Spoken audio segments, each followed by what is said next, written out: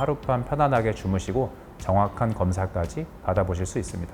검사를 통해서 가장 중요한 부분은 1시간 평균 수면 무호흡으로 몇 번 깨냐입니다. 무조건 양압기만 권하는 건 바람직하지 않다라고 저는 생각하고요. 항상 환자에 맞는 치료를 하는 것이 가장 중요하다라고 생각합니다.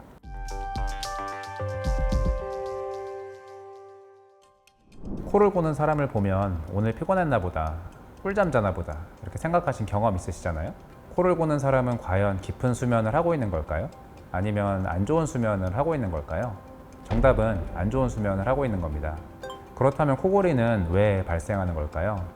평소에 코막힘이 있거나 입천장이나 목젖이 두껍거나 길게 늘어진 경우, 혀가 크거나 턱이 작은 경우, 편도가 큰 경우 등등 남들보다 불리하게 숨쉬는 공간이 좀 좁아지기 쉬운 그런 사람들이 있고, 이런 분들이 수면 중에는 각성 상태보다 상기도 근육이 이제 이완되면서 목젖이나 혀도 뒤로 밀리고 코도 막히게 되고, 이로 인해 구강호흡이 생기기도 하면서 아래턱도 뒤로 밀리게 됩니다. 기도가 좁아진 상태에서 공기가 지나갈 때 구조물에 진동을 일으키는데 그 소리가 바로 코골이입니다. 운동 등으로 피곤한 날 코를 골았다거나 술을 마신 날만 코를 골았다 등등 일시적인 게 아니라 검사를 해보셔야 되는 분들은 평소에도 항상 코를 곤다거나 자다가 숨이 막혀서 깨는 그런 수면 무호흡이 확인된다면 그런 분들은 꼭 검사해 보시는 걸 추천드립니다. 코골이에서 더 나아가서 앞서 말씀드린 그런 수면 무호흡증은 기도가 완전히 막히면서 호흡이 멈추는 증상으로 일정 시간 지속되면 산소가 부족해지고 결국 뇌에서 각성을 일으키게 돼서 수면 상태에서 깨게 됩니다. 그래서 수면의 질이 이제 떨어질 수밖에 없고, 이러한 이벤트가 생길 때마다 깨어 있을 때에 비해서 이제 안정적으로 유지돼야 되는 혈압이나 맥박, 호흡수가 이제 변동이 심하게 오게 되죠. 결국은 이런 작은 충격이 심장이나 뇌혈관에 이제 영향을 좀 주게 되고요. 이게 시간당 자주 발생할수록, 그리고 긴 시간 동안 방치할수록 여러 가지 질환을 유발하게 됩니다. 이미 나와 있는 대규모 연구에 따르면 수면 무호흡이 유발할 수 있는 질병의 위험을 다음과 같이 말하고 있습니다. 당뇨병, 심장질환, 뇌졸중 등등이 있을 수 있고요. 특히나 이러한 기저질환을 가지고 있는 분들이 수면 무호흡을 방치할 경우 같은 조건의 수면 무호흡이 있는 건강한 사람에 비해서 사망률이 2배에서 4배까지 높아진다는 보고도 있습니다. 자신의 코골이가 뭐 때문에 발생되는지를 파악을 하고 이를 해결하려는 노력이 굉장히 중요한 이유입니다. 코골이 원인을 확인하기 위한 진료로 코내시경, 상기도 내시경 검사, 엑스레이 CT 등의 영상 검사로 구조를 파악합니다. 또 수면 다운 검사를 진행하게 되는데, 야간에 병원에 오시면 여러 가지 센서를 부착하고 수면을 취하게 됩니다.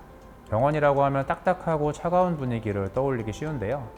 저희 수면 다운 검사실은 그런 걱정 없이 집처럼 아늑하고 편안한 분위기로 준비했습니다. 처음 오신 분들도 여기가 병원이 맞나 싶을 만큼 조용하고 따뜻한 공간에서 하룻밤 편안하게 주무시고 정확한 검사까지 받아보실 수 있습니다.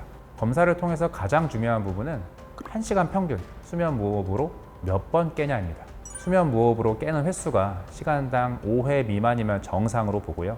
횟수가 높을수록 추후 합병증 발생 가능성이 점점 올라가기 때문에 정확히 검사 후 현재 상태를 파악하고 치료를 받으시는 걸 권장합니다. 수술로 구조를 개선할 수 있는 장점이 커 보이는 환자분에게는 수술을 권합니다.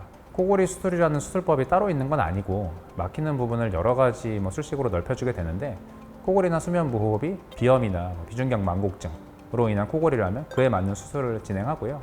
혹은 코골이가 생기는 위치인 목젖 주변이나 편도, 혀 뒤쪽, 목 안쪽이라면 이에 대해서도 수술을 진행할 수 있습니다. 환자마다 상태가 다르기 때문에 치료 방향을 정할 때는 다음과 같은 여러 요소를 종합적으로 고려해야 합니다. 이러한 평가를 바탕으로 수술이나 양압기 치료, 구강 내 장치 등의 방법 중에 환자에게 가장 효과적이고 지속 가능한 치료를 선택을 해야 되는데, 경우에 따라 수술이나 비수술적 치료를 병행하기도 합니다. 여러 가지 이제 코골이나 수면 무호흡을 다루는 전문 과목이 있지만, 이비인후과는 유일하게 코부터 목 안쪽까지 상기도의 구조를 정확하게 파악을 하고 개선이 가능한 전문 과목이죠. 다각도로 환자를 파악해서 환자에게 맞는 치료법을 제안할 수 있는 전문 과목으로, 수면 검사 후에 무조건 양압기만 권하는 건 바람직하지 않다라고 저는 생각하고요. 항상 환자에 맞는 치료를 하는 것이 가장 중요하다라고 생각합니다. 코골이와 수면 무호흡으로 수면의 질이 떨어지면서 예민해지고 기력도 없어지고 두통이 오는 일상생활을 오래 방치하면 합병증이 올 수 있기 때문에 고민하지 마시고 병원에 내원하셔서 전문의하고 꼭 상담해 보시기 바랍니다.